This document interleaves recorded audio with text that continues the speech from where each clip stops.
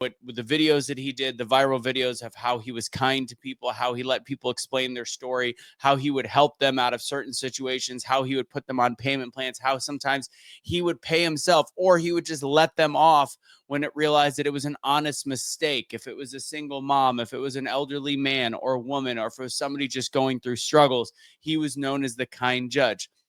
In your 38 years as a judge, is there a certain case that you still think about today? I get upset even thinking about it.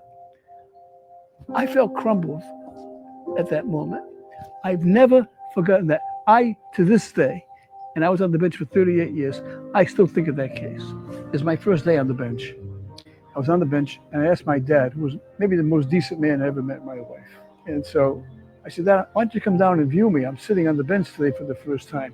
And a woman came before me who had 3 kids. She owed, I don't know, $300 worth of parking tickets. And she said, I just can't pay them. I don't have the money. And I said, well, maybe I can place you on a payment program. She says, you can pay for me on a payment program, but I can't pay anyway.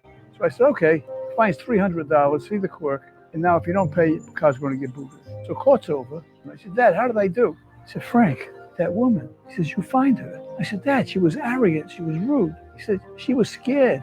You should have talked to her. You should have understood her problem. You can't treat people like that, Frank. And I can tell you, without fear of contradiction, it never happened again after that.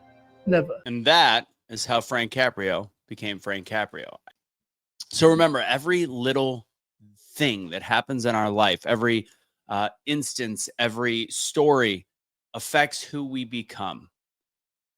In a world obsessed with being right, Judge Caprio showed us the power of being kind.